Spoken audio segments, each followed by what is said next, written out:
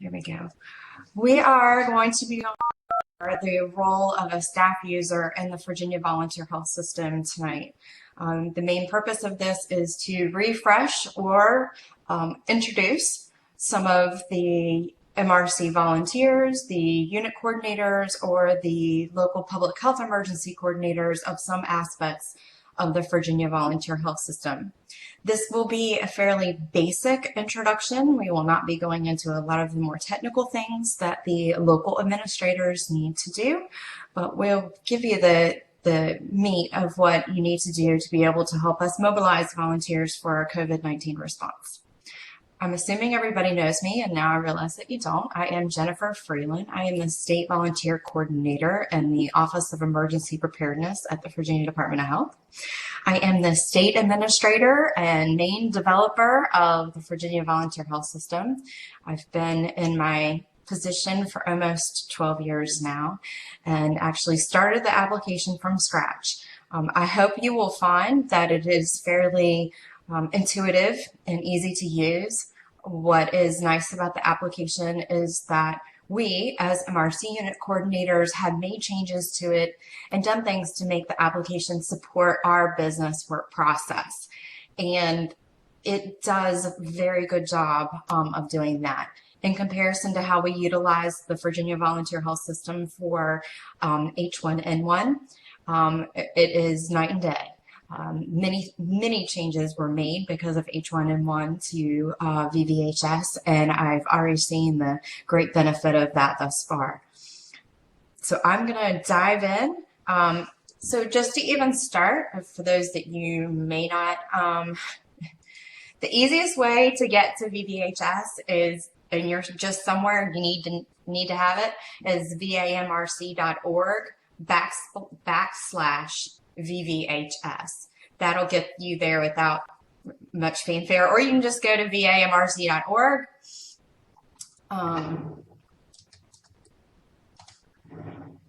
And then there's a link for VVHS here. And then also if you click the Become a Volunteer button, that's also going to take you to VVHS. There's multiple ways of getting there.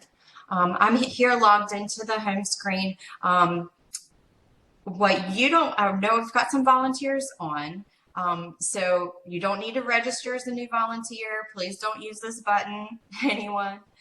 You're going to come in and sign in over here. Now, if you are a volunteer, you've got two separate logins. You have your volunteer login and then your staff login. So usually your staff login is your first initial, last name, and staff. And that's going to get you into a different kind of look, a totally different look of VVHS than what you're used to looking at as a volunteer. So make sure you have that straight. For some reason, you're having problems logging in, click this blue button and follow the instructions there, and you can reset your password, your security question, and all of that. Just make sure that you're using the right account. If you have any problems in using VVHS, you can either contact, it's COVID-19. Normally I would tell you to contact your MRC unit coordinator. They are like way too busy. So I want you to contact us at VAMRC well, you can actually do VVHS at VAMRC.org. Either way, it'll get you there, and we'll be able to do the admin stuff for you on our end rather than have you guys overwhelm the local unit coordinators that are working really hard. So I've got my username and password there in the please sign in section, and I'm going to go ahead and sign in. No, you can't see me, Robin. Sorry. Oh, are y'all seeing me share the screen? Oh, no. Okay, hang on. Darn. I thought I was doing so good. Okay, now you can see the screen. All right, well, I was logged out, but now I'm signed in. So y'all know what the home page looks like, right? So here I'm going. Oh, I'm already still signed out. All right, so this is where I was talking about before with the trouble logging in button, the sign in section. Don't do that. Okay. All right, so right now I'm looking at the dashboard. This is the dashboard of the state administrator. Your dashboard will not look as robust as this dashboard does. I, of course, am looking at all, yes, you should be hearing audio.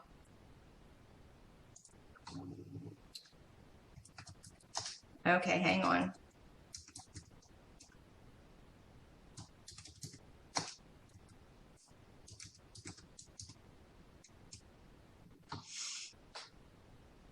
All right, I'm gonna keep going. It looks like somebody didn't call in or have the audio on their setup. Okay, so this is the dashboard. I'm gonna give you just a kind of a quick tour here. You can get to your account in several ways. Your staff member account, so you can hit up here to my account or my account. If I hit the my account button, this will allow me, oops, I'm still logged in. There we go. It'll allow me to come in and change my information here. Okay, so this is the information that we have for you as an administrator. Start date, end date, all your phone information. Now, if you're a staff user, you're not going to get alerts like the local administrative users will. Local administrative users get copies on every single alert that's sent out to the volunteers in their district. Staff users do not get copied on alerts and communication. So that's my account. Alerts is going to give you a list of all the different alerts that have been sent out. You've got volunteers, events, reports, training, maintenance, and resources. Pretty much, it's the exact same thing that's over here to the left of your menu.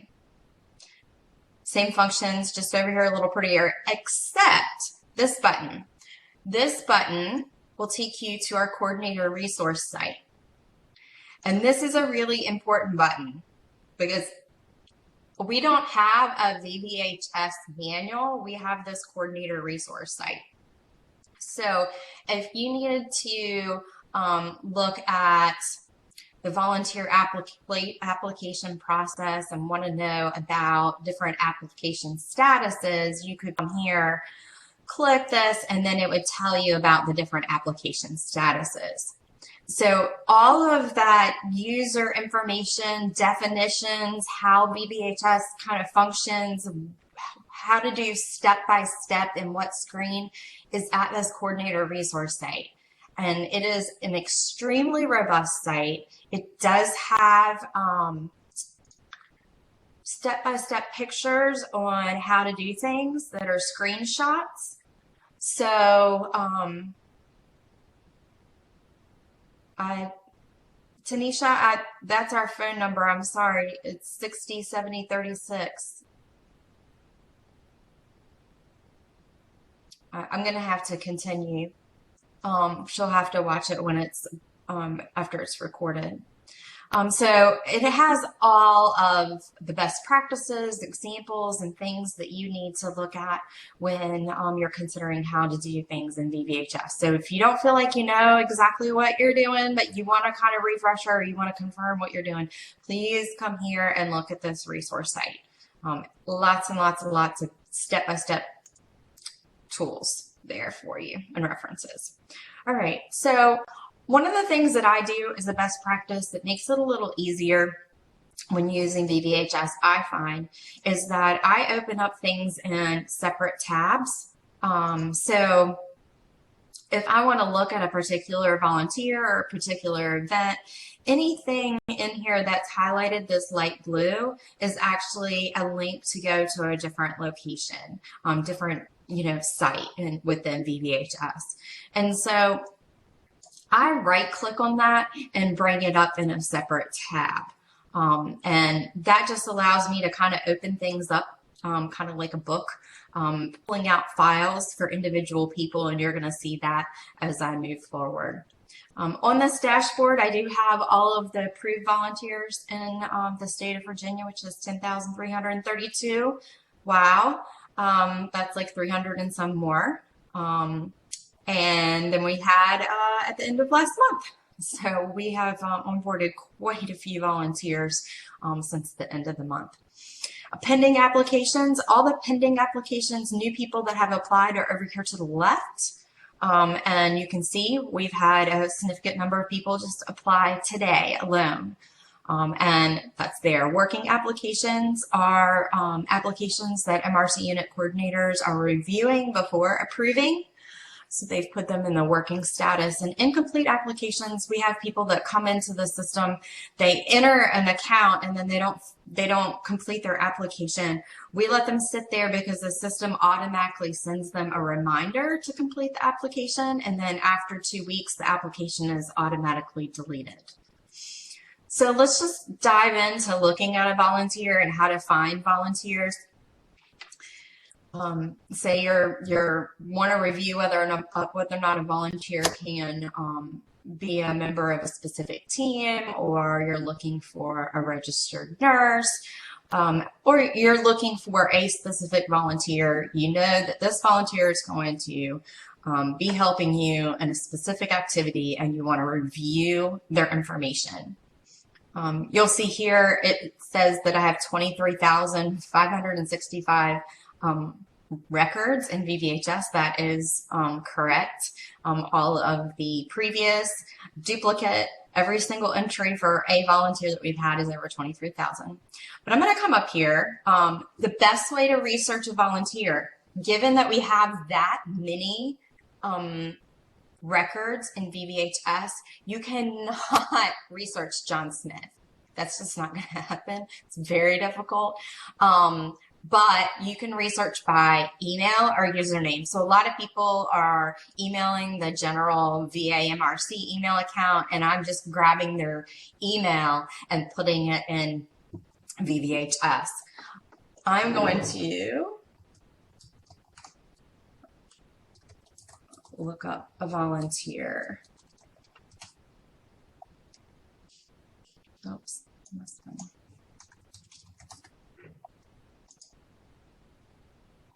I have David. What is that?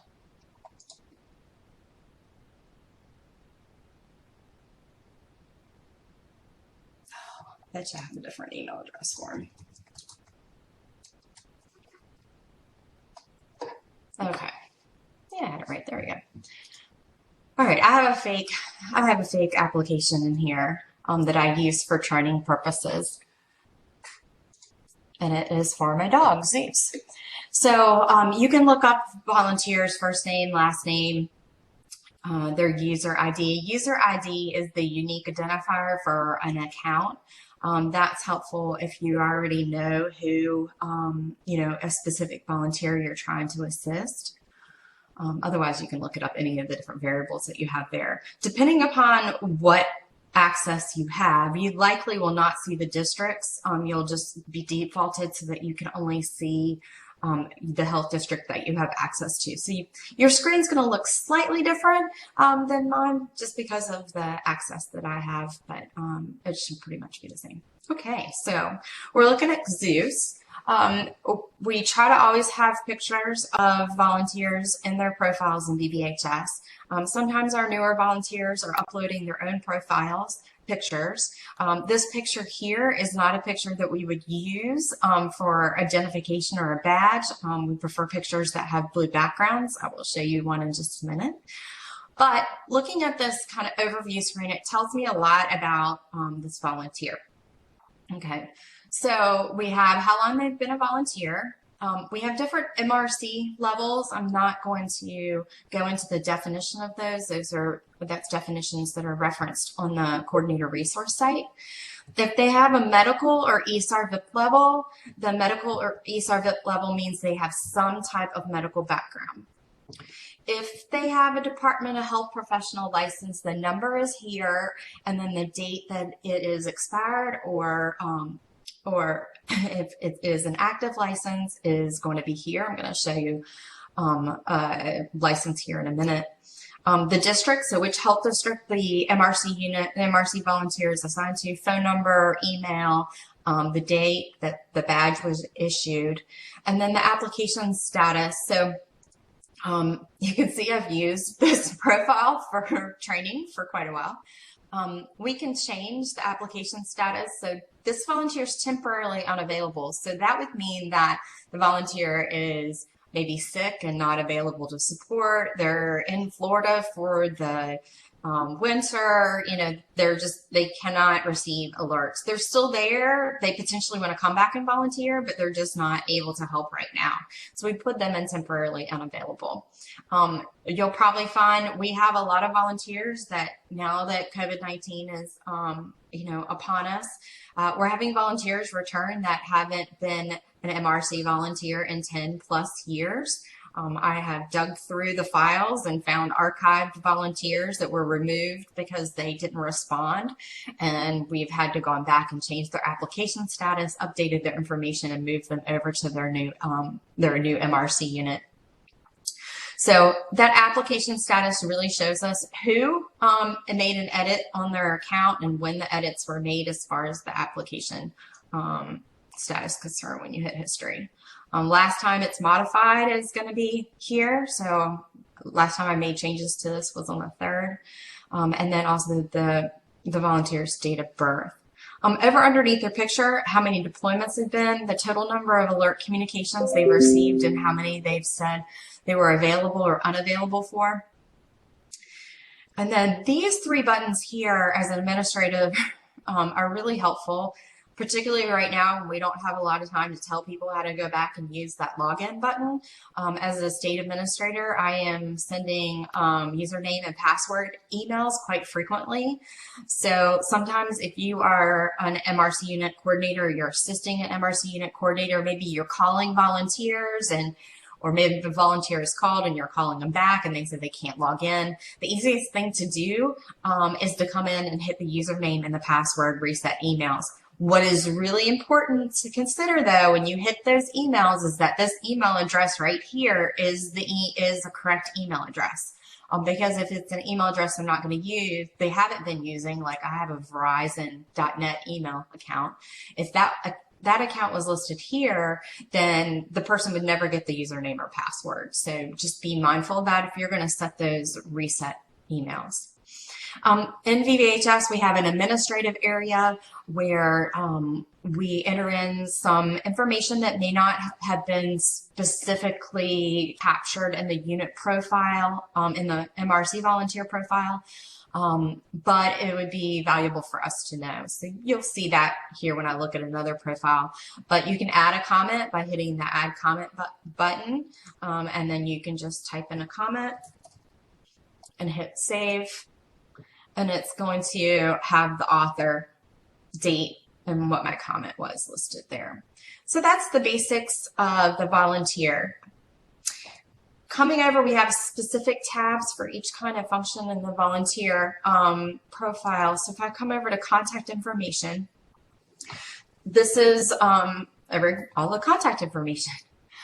What you need to know when we're looking at these screens is if you need to make changes in there, you need to hit the edit button over here and you see it opened up so that I could make changes. If I want to change the locality that person wants to serve or add extra districts, there's this box that goes back and forth. So if you click left or right, it'll move the selections over left or right. That's the same for any box that looks like this.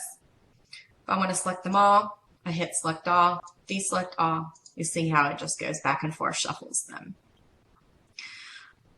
It's really important that the primary email address is correct. If somebody has a secondary email, we can enter in a secondary email address here.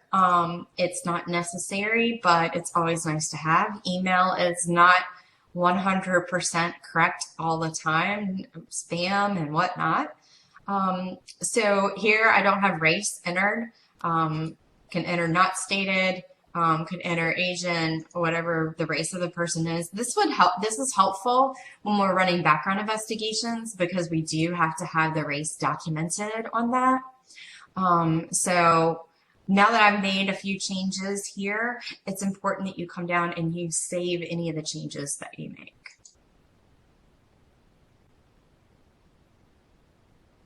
All right, so the changes I made were saved to that section above. If you needed to come down and make edits to the volunteers' addresses, you could do the same here.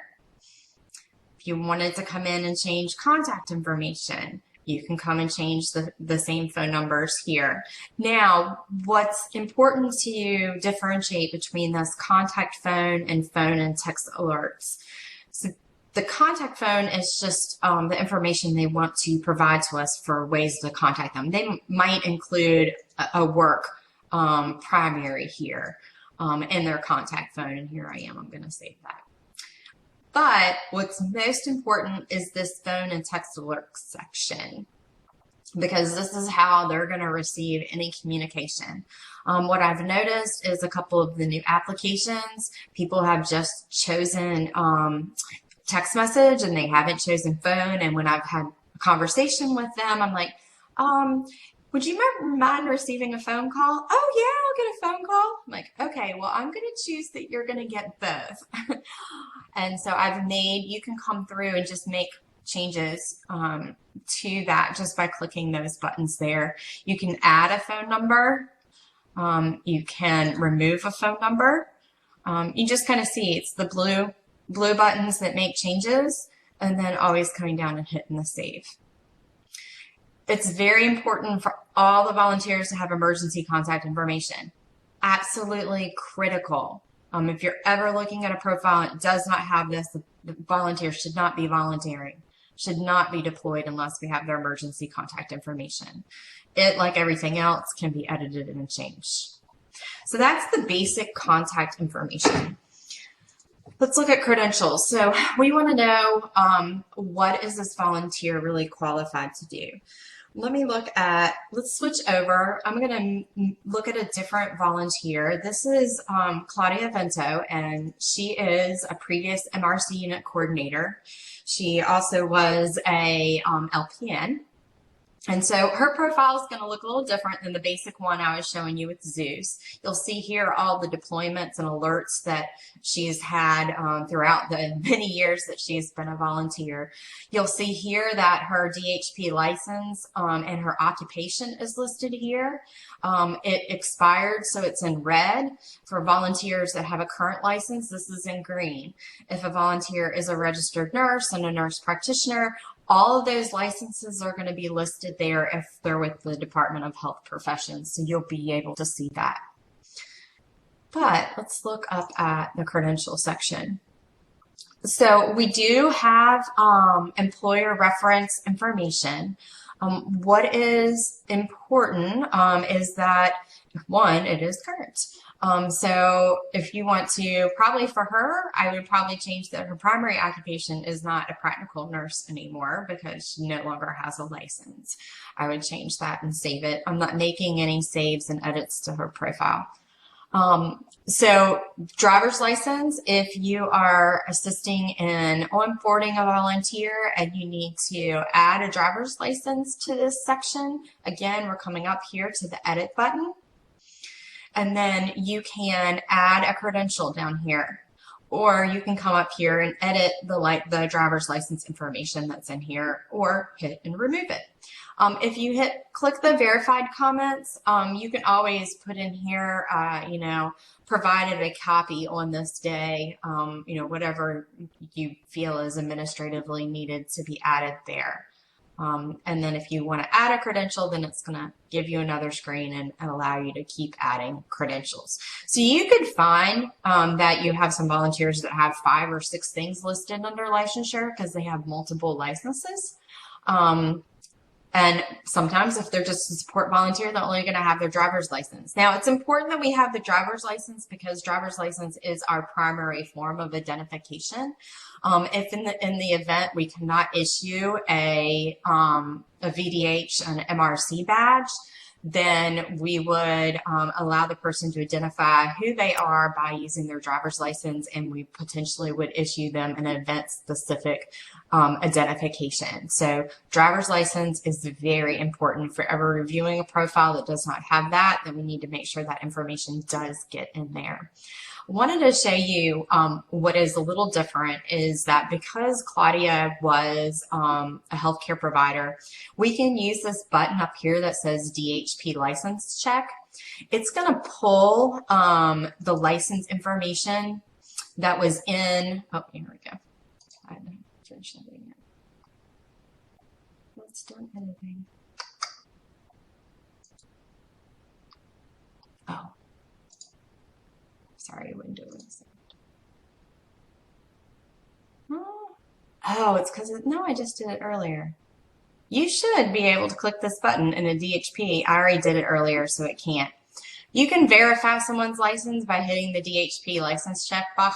I already did it earlier, so it's not going to work, and it'll come up and tell you all the information about the person's license. So that is an option there for healthcare professionals.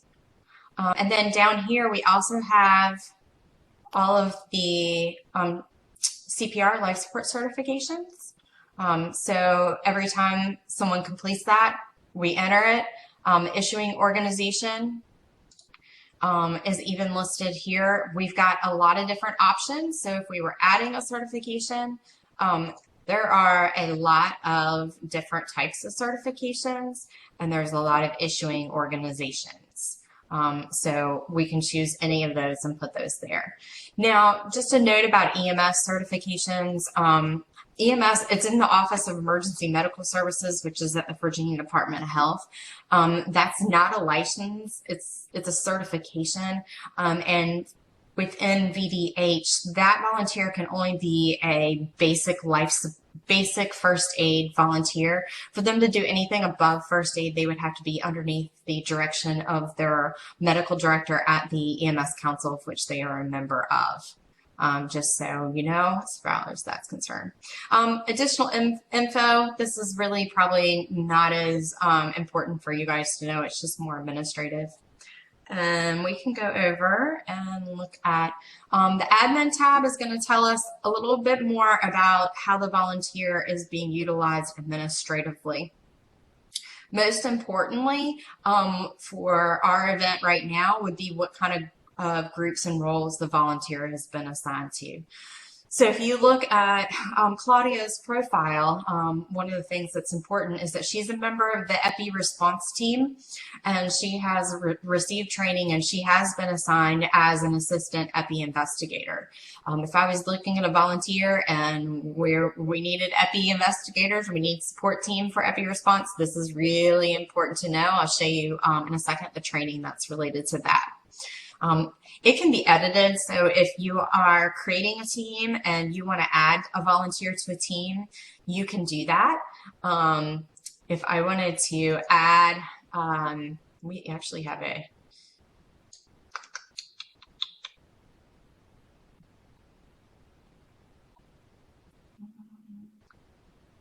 there's a COVID-19 response team, so that is a new team that we're using right now. And then there are all kinds of roles based upon DHP license. Now you'll see, as with Claudia, she had many different roles assigned to her, and a volunteer can be assigned to all kinds of roles based upon the plan and based upon the team. It's not just based upon their license. So you'll see here she's got several different roles assigned.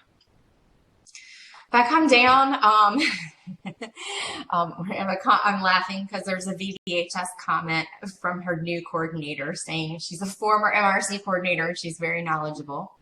So we have notes like that there.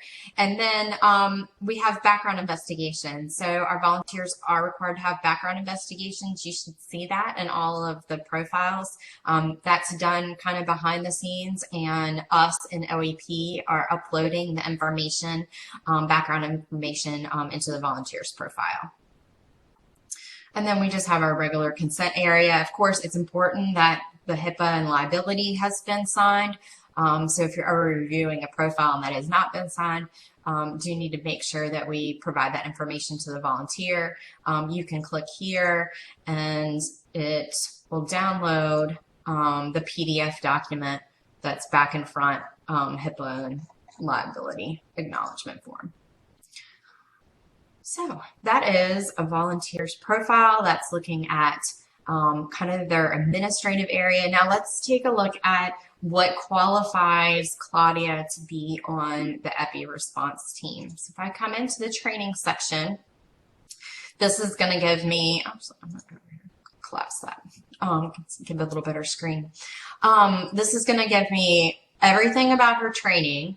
It is a combined training record from her Virginia Train account. We can see here that Claudia has her Train account because it has her user ID right here. And in Train, she's been assigned to the RAP Medical Reserve Corps. It doesn't have her FEMA student ID number. Some volunteers have that, some volunteers don't, but it also shows us when her start date is. So we put in information about training that is just VVHS information, and that's an event that's specific and independent from Train. Like, I'll actually create this training tonight, probably as a VVHS event training, and we'll put any volunteer that participated in the training into that, and it'll show up on their profiles. Train and VVHS talk.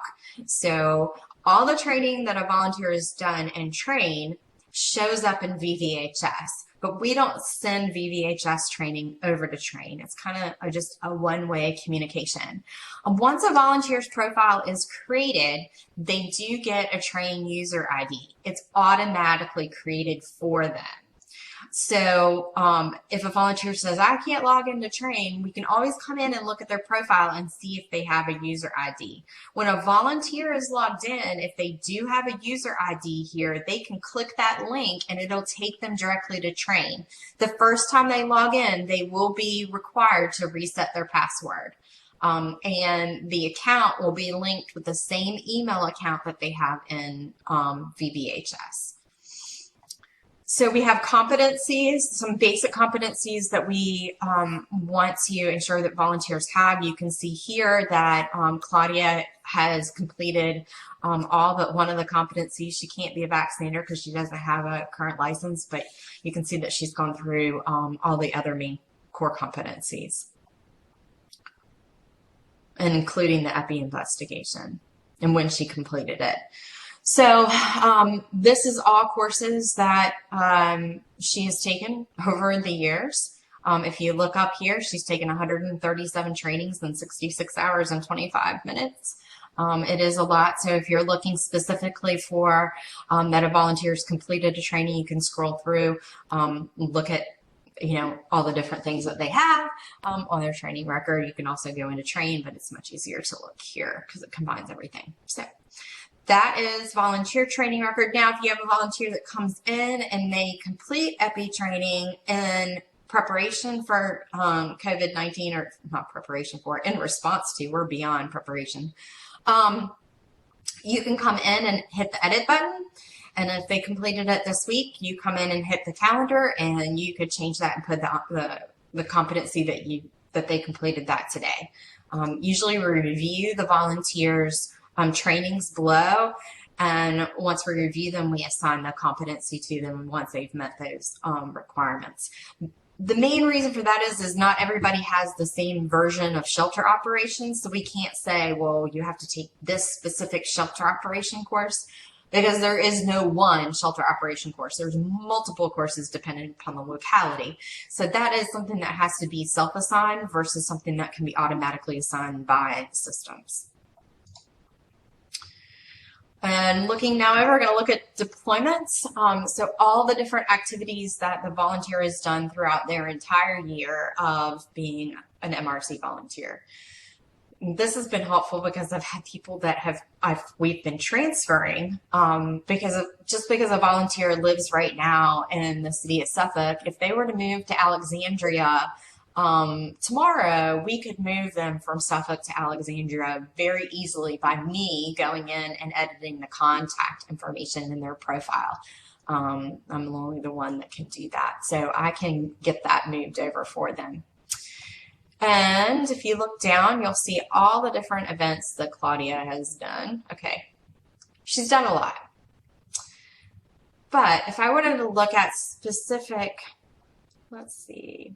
Okay, let's look at the Orange County free flu shot clinic that Claudia worked at in October. She did 5.5 hours, and she was assigned to that clinic as a general support volunteer.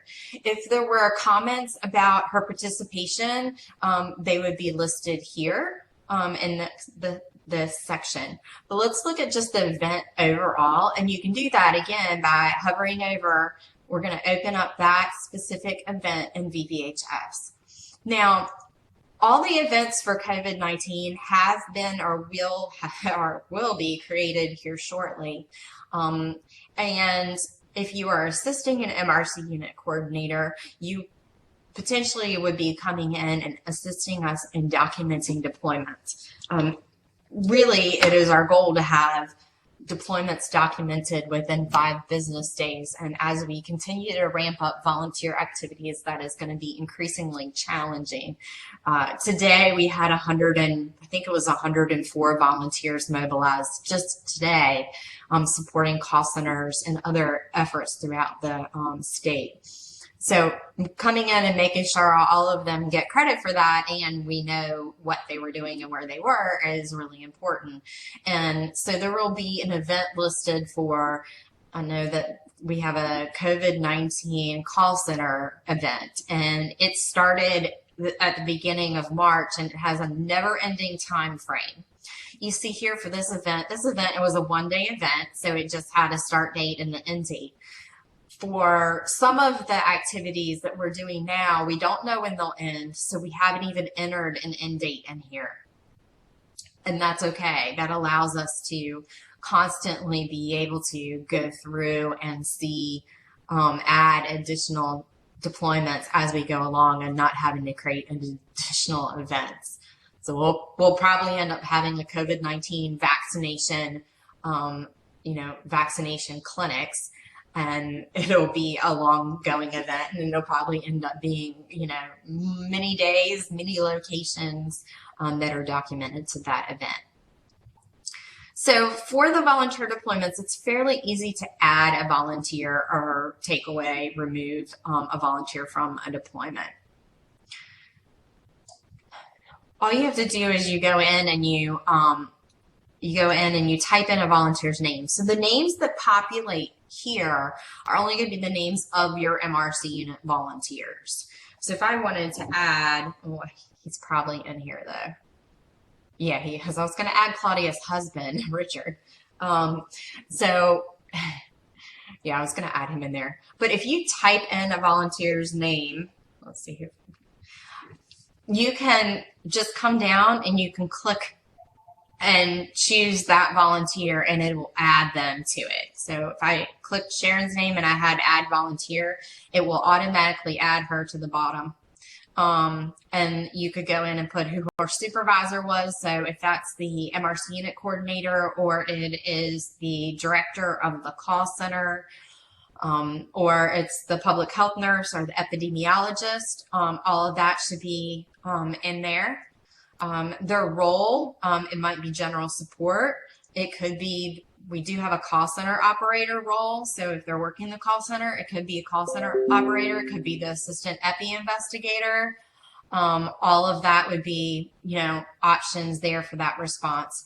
And then it would have a start date and end date. Of course, it's really important that you get these correct. So say that you can enter stuff in advance too. Which is helpful now with scheduling and also with me trying to run reports, is if you've already scheduled volunteers, you can enter them, if you know all the volunteers that are going to support the call center this week, they can all get entered into the event. And then if the hours are modified or they don't show up, you can always come in and make those edits. But at least if you roster them to the event, the MRC unit coordinator knows who was being assigned to what, and anybody could go in and look and see who was assigned to work the event. And that's just one seamless way of knowing who is going to be there to support.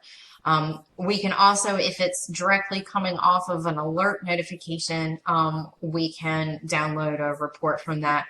I'll show you that here towards the end. So you can choose the date, you can do time. Usually it defaults to whatever the time it was at the time of you doing the activity or entering the activity, which sometimes is a pain. But all right, so if you wanted to say it was, now this will default and not work because the start date is before the end date. So I can come in here and have to make that change. So we have a start date, end date, times, Good. We'd hit save. Oh.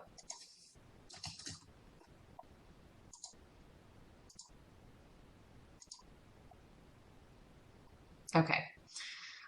So you see it saved it there. It tells you automatically calculates how many hours that volunteer worked, and documents everything there. You can add multiple volunteers through a bulk edit feature. I'm not going to go through the details of how to use it. It's fairly self-explanatory, but I am going to come in here and remove this volunteer from this deployment. All right, so I have gone over pretty much a good bit of the section of the volunteer's profile. We've looked at overview, contact information, credentials, admin, training, and deployments. The summary tab is just that. It's a summary tab. And it's just a summary tab of the main contact information and what the volunteers' roles are and their medical and ESRVIP levels. This can be exported. There are multiple options to export PDF summaries of the profiles.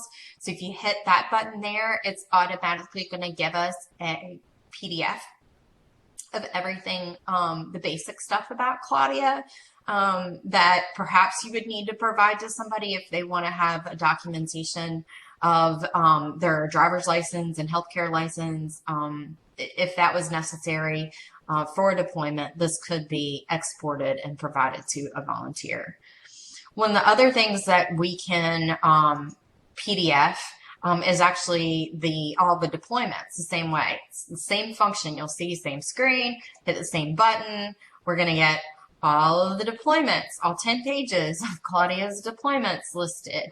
And then again, that could be provided as documentation as needed. Actually, sometimes students need that to show their volunteer hours, so they come in and print that out themselves. And the same thing with training. So you see that functionality is there, and it's how it works. I've talked quite a bit. We've gone about 45 minutes or so. I've looked at the chat box. I don't see really any comments. Does anybody have any questions just about overall navigating a volunteer's profile? Is there information that you would need or you were looking for in a volunteer's profile that I maybe didn't show you where it was? Because I'd like it to be business work process, and I try to add that in here, but it's kind of hard when I'm just kind of flipping through screens. All right. So showed you where to document deployments. We can document deployments from the event itself. So that was from the looking at it from the individual volunteer. It is going through at that end. But say we want to come in and we want to look at the actual event. See, over to the left side of the tab, each of the menu options has an arrow down button. If you click that, it's going to give you the sub tabs underneath. We're going to go to events. We're going to look at let's go look at the COVID-19 Eastern Region group. Going to reset that.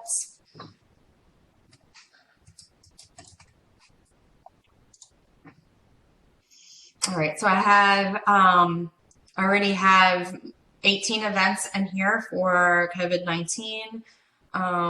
Let's see. So Peninsula has our largest number of COVID-19 positive cases in the States. Currently, I haven't looked. I have to say currently with everything when you make a statement because it changes every 30 minutes and it's quicker sometimes. So this is the event for Peninsula Hampton Health District for their call center. You can see here that the MRC unit coordinators and their support have been adding in volunteers as they supported the call center. So if you are supporting just a specific event, you wouldn't go to the individual volunteers' profiles to be able to make those changes. You would just come in through the front end of the actual event versus kind of the back end of the volunteers. Much easier to find the event this way. And like I did previously, you can just enter in a title. You're not going to see the district. We do have different types of events. Everything for COVID should be emergency response as far as the event is concerned and listed. You can see here for Rappahannock, they have two listed, and they have volunteers assigned to those as well. Okay, so that's our events. And these really will become much more robust as we continue with our response efforts. But you may be asked to add a volunteer in there in the event section for.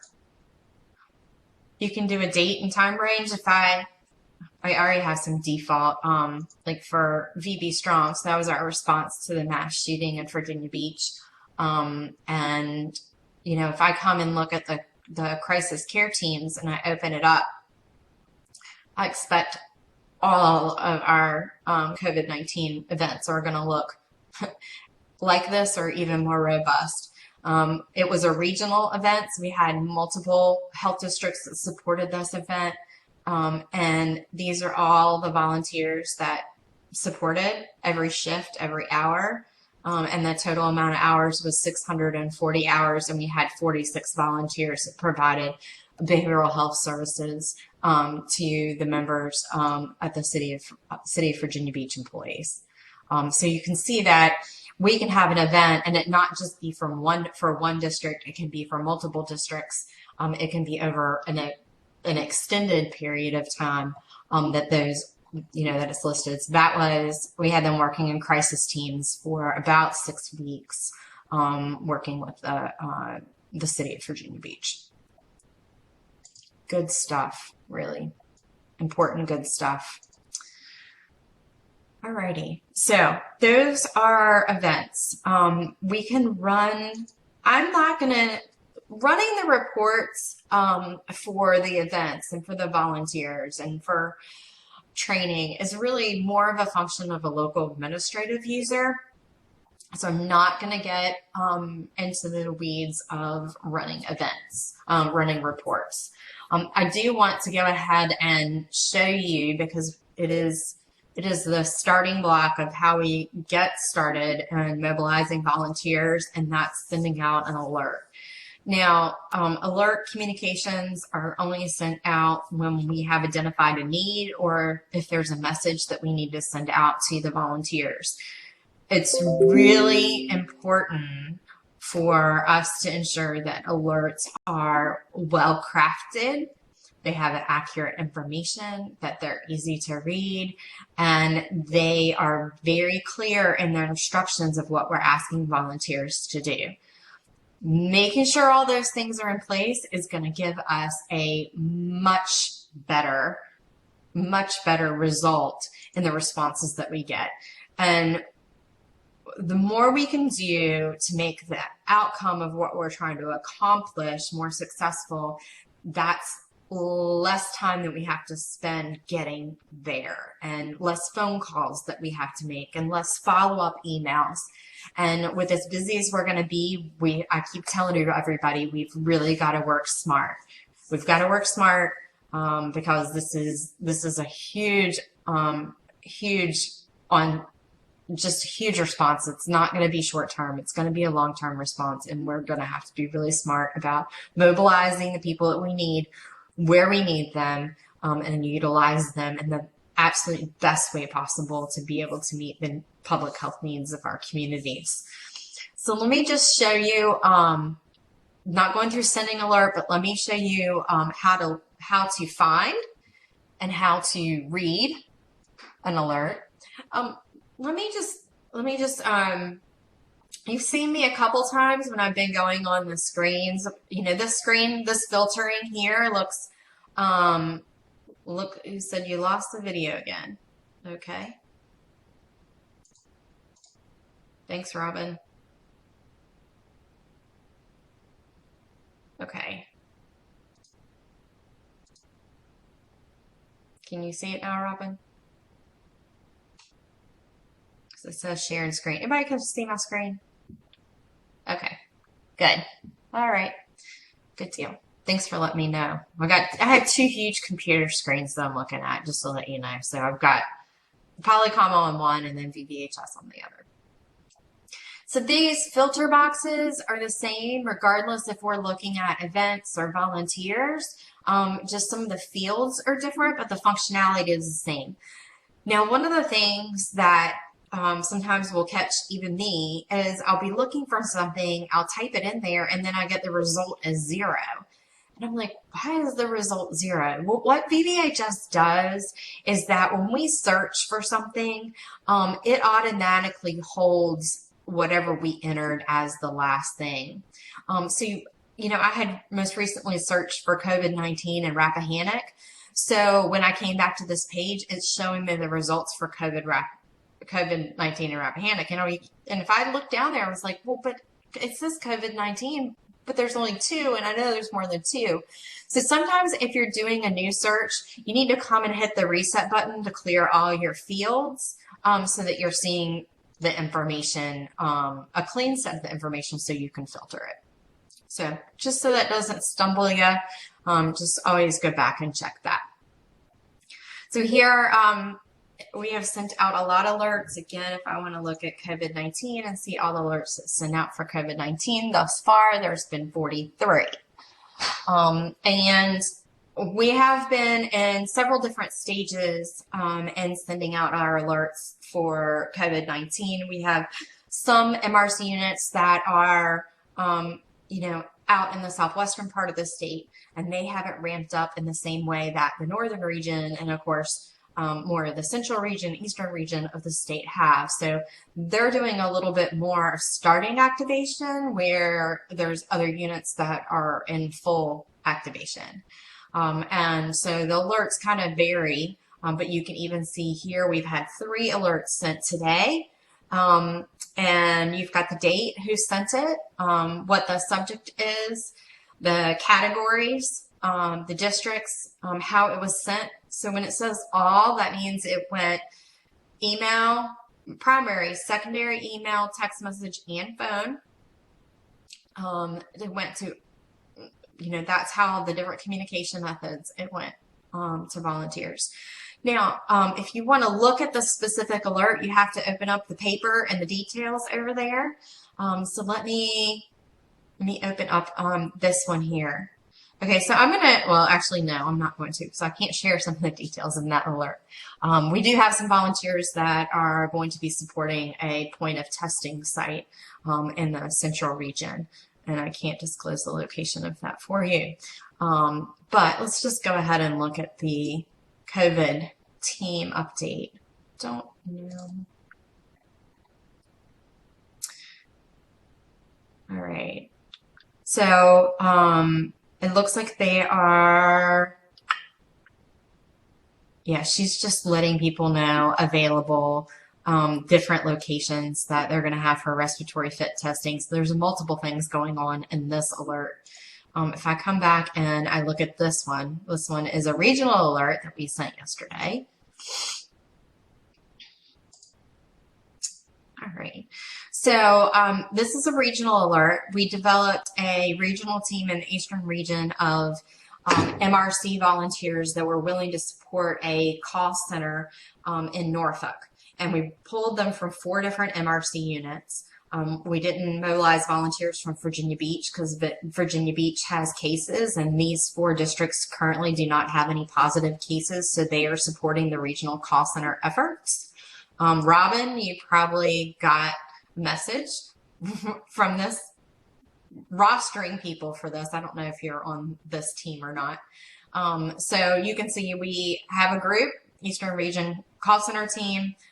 We don't have a specific role. We've got all roles, but this alert went to anybody on the team. It didn't matter what role they were assigned to.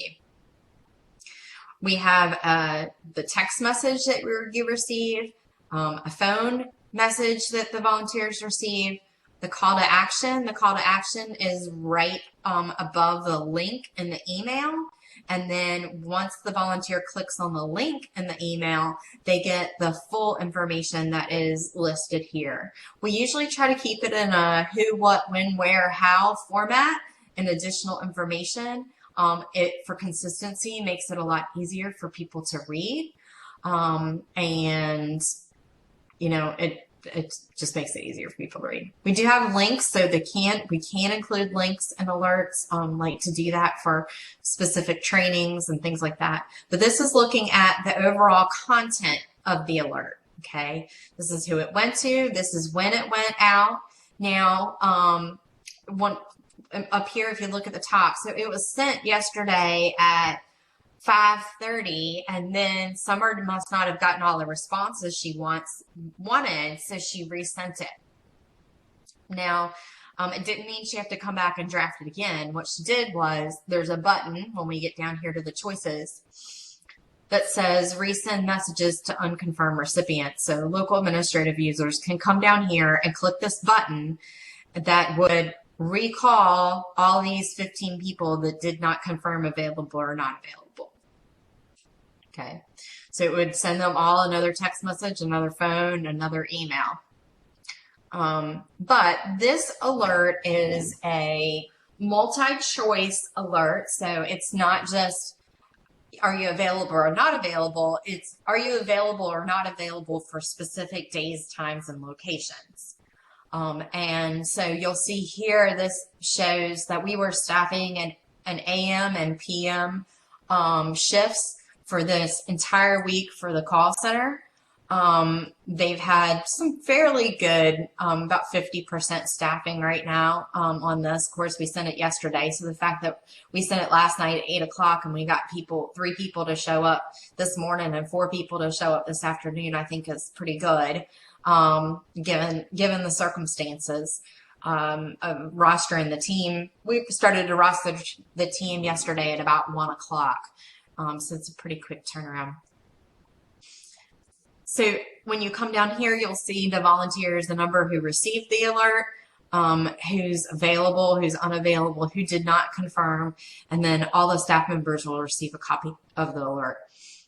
Now, if a volunteer has said that they're not available, but for some reason they call in and say that they are available, things change, then we always have the option to be able to hover over and click available or not or unavailable and change that response.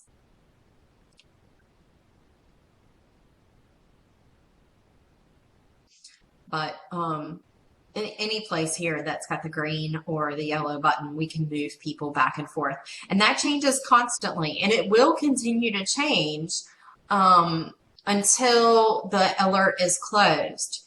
So if this alert had all the volunteers' needs filled, then no additional volunteers could sign up. And we could also come up here and expire the alert, which means that when a volunteer tried to respond to it, it would tell them that all the needs have been met and they could no longer access the alert. But this alert is still open, so if Summer wanted to resend it again, she could. And then we have all the people that have unconfirmed, and then all the staff members are listed at the bottom with staff. So I think I saw that Matt Cloud was on. He's an emergency coordinator. So Matt, if you would ask Chris to try to staff multiple days and times, this is what it would end up looking like. And you could always log in and see what the status is and the availability, what the signups are for the volunteers without having to go through your MRC unit coordinator. But if you wanted to download, so we wanted to look at and create basically a roster, right, of all the people that are signing up and which of those shifts that they signed up for. If you hit the response report, it's going to download an Excel document, and this would be really helpful if you're assisting your MRC unit coordinator with scheduling. They might provide you with this document. And it gives you the summary of the alert. It tells you what we were looking at on that main page, but just puts it here. But what it does differently in the Excel document is that for each of the different location alert choices, it gives you a separate worksheet for each of those. So if I wanted to see, oh, the audio has become choppy. Robin, I wonder if that is your internet access. I don't know how good your internet access is. She said the audio has become choppy. Well, I hope it's working a little better. Okay, it might be your internet. All right, Laura says the phone audio is fine, so it must be your internet, Robin. So we have the different tabs. So if I was going to be looking at what the staffing is going to be like in the call center in Norfolk tomorrow and who's showing up, I could download this report and then maybe I could even just print off this worksheet for tomorrow morning and give it to the call center manager and say, here are the volunteers that are showing up. Here's their phone number. Here's their email address. This is what level they are. You know, here are the roles they've assigned. And then it also has their license information and shows that they've completed a background investigation and then which districts they're with. So it can be used as a sign-in sheet. All you'd have to do really is to maybe add in another column to the left and, you know, have volunteers, you know, insert a column here and have people initial by their name that they signed in. So it is a way of tracking who said they're available. And then it has it, you see, for each of the different days, and you can scroll over. It has it for every single until Friday, all the staffing for each shift and location. So what's important to know about alerts is if the alert is not expired, it is dynamic. So that means that if one of the volunteers that hadn't confirmed went into their email right now and confirmed, that number could change to 14. Because it's not a one capture in time, it is a constant open end because you haven't expired it. So it's important to recognize that when you're, you know, setting things up for shifts that maybe somebody backed out. It's really important you probably come in and you look and make sure that those people are there, and then you also send them an activation alert telling them that you are mobilizing them for that specific shift and they need to confirm that they'll be there. And that's another work process thing that we can do to say, hey, okay, you said you were going to show up, and then we send you an activation alert to say that we want you to be there. And then a deactivation alert when the event's over. It'd be a heck of a deactivation alert for COVID-19, that's for sure. So that's kind of how you read an alert. To come through, look at what the alert was, and then see what the responses are, to download the response report, and then, you know, you can help the MRC unit coordinator, or if you're the backup coordinator, you're going to be back and forth and working with this for scheduling to be able to assist your MRC unit coordinator or your emergency coordinator. I believe in Western Tidewater, I know there's a couple Western Tidewater folks on that Connor was really wanting you guys to focus on entering in deployments, but you can also see the people who now say that they're available or not available. So if he were to send an alert out asking for a specific team and specific days, y'all could come in here and look at your team and see who's said that they were available or not available. And if they called you and said they could come, then you could come in and change the responses so that this would be an accurate representation of who you're going to expect at the event. All right. Are there any questions about alerts? Just the results of them.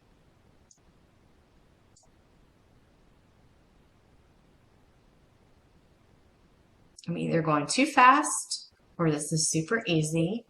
Not sure which. It's really strange not having anybody to talk to. Is there anything else that someone needs to look at in VVHS that I need to explain for them that I haven't covered? That's something that you think you'll be doing that you need to learn how to do? Because I think I've covered the very basics of what a staff user would be doing. Thanks, Ashley. I'm glad I'm easy to follow along.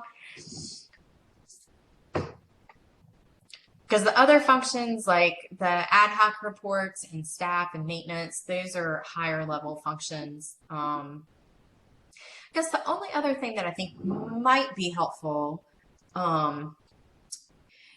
is we can, if you have, if you had, say, held a training to train volunteers how to be PPE fit testers, okay? And you wanted to go ahead and assign all those volunteers to PPE fit tester role, then there's kind of a shortcut way of doing it that will allow you to add a whole bunch of people at the same time. So if we wanted to say, okay, now I just let you know, you're not going to see all these when you do it as a local administrator because I'm seeing everything in the state, which is a lot. So if I wanted to say I've got a COVID-19 response team, and I just added this today. I'm going to fix this capitalization, but PPE fit tester. So these are volunteers that have all taken training so they can do fit testing for other individuals. And I want to create a group of them. And so I'm going to use this COVID-19 and I'm going to assign them all to the PPE fit tester. And then I can come in here and just start typing in the names of the volunteers. So, all right, so we're going to add Zeus to the PPE fit tester. And see, it automatically came down here and added him.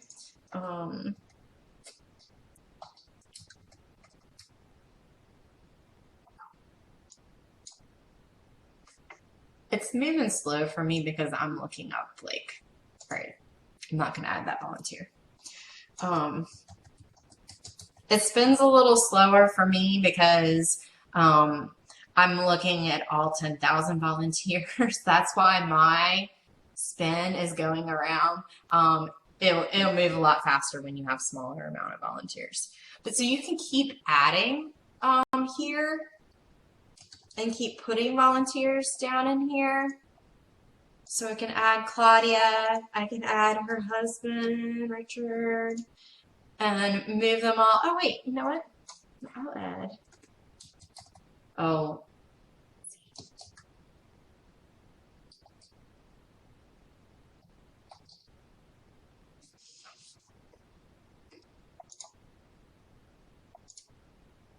so you can keep adding, and then you can come over here and you can just remove them. So what this would do is, if I added this, I assigned it to the select volunteer. So I'm going to assign it to Zeus, okay? Assign to select volunteers. All right, so the group role assignment was made. So let me flip back over here to Zeus. If I was doing this training during the day, he'd be behind me, snoring probably. Okay, so we went in, we added the COVID-19 PPE fit testing. If I come over to the admin tab, oh, I need to refresh it.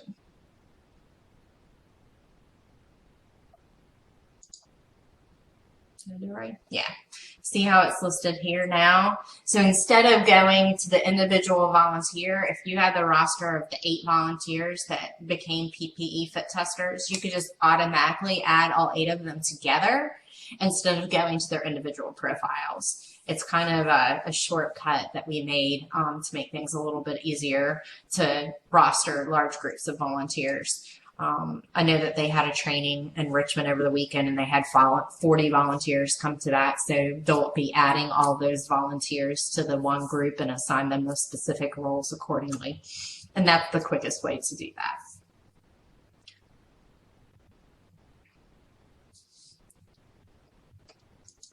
Anybody else have any questions or anything they want to know about?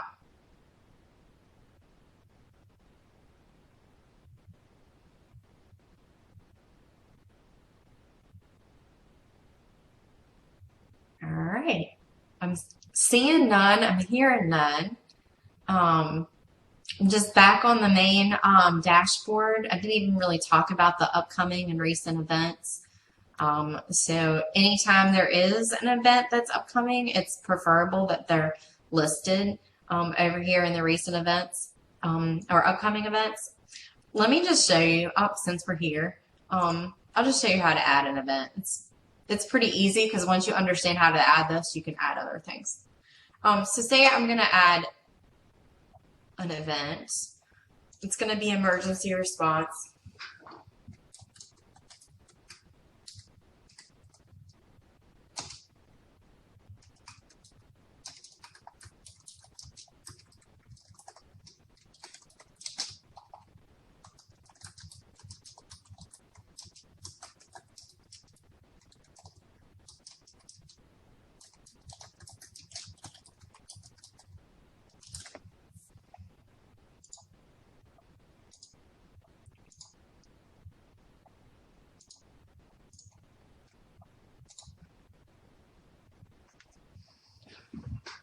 All right, so that's how easy it is for me to add an event. And now if I want to come down and I want to add Zeus to it. Oh, he can't be added because he's not an active volunteer. He's not approved. He's a temporarily unavailable volunteer. Oh, yeah. And so I couldn't add. So like I was like, okay, well, I'll add Claudia. Well, I can't add Claudia because Claudia is not in the district that I have listed here. So you're only going to be able to add people that are within the groups that you have created for the actual event. So if somebody says, I need you to go add this to an event and you don't see the event, it could be because the event is not underneath that district, or the event is not visible to that district. And the only people that can, well, no, I can change events, but any of the unit coordinators can change events by just coming in. And again, that same kind of functionality that we had before, the left and right click to move things back and forth, you know, works, and the save button. So I'm hoping that maybe, you know, just by seeing how I've been moving through screens, how, you know, they do look alike, the functionality is similar. We're always hitting the edit button to make changes within the box that we want to do something. We can add volunteers. We can hit the plus button. We can add multiple volunteers and bulk edit. So we could add, you know, 6 or 7 volunteers, and if they did the same shift, then we could bulk edit all the volunteers together. So that is events. I think I'm done talking for the evening. Oh, you know what I'm gonna do? Because I know there's not that many of y'all on here, and okay, I just unmuted your mics. Is there anything anybody like to say now? Any questions? Because nobody's typing in the chat box. Y'all good?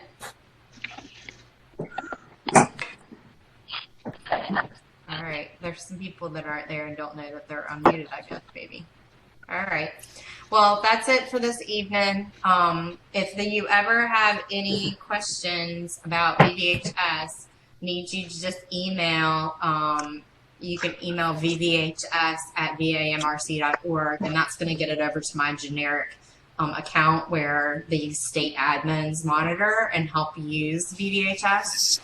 But always, if if anything that you run into a problem, the best thing to do is to, I'm going to mute everybody now, is to come over and look at the coordinator resource site. And remember, that's the resource button. The resource button over here, and that takes you here. And on this site, you can find pretty much everything. And if you can't find it, you can come over to the site map. And the site map is basically like a table of contents for the entire site. And you can just click on one of the links there. Here you've got tracking training and VVHS. There's a lot of things about running different types of reports. So the resources are there, the events and deployments, so you can see there, that's the information for how to enter in your deployments. Oh, that must be a cover page. Anyways. Yeah, there we go.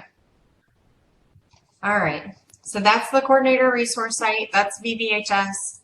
Send us any emails if you have any questions. I thank you very much for your time this evening, and I thank you for all of your help as volunteers and MRC unit coordinators and local administrators to be able to help us respond to the COVID-19 event, our pandemic that's focusing our entire lives on improving the health of our communities. And we hope our communities will be cooperative in helping us help them. So I'm going to consider whether or not I send this out via email to Nisha.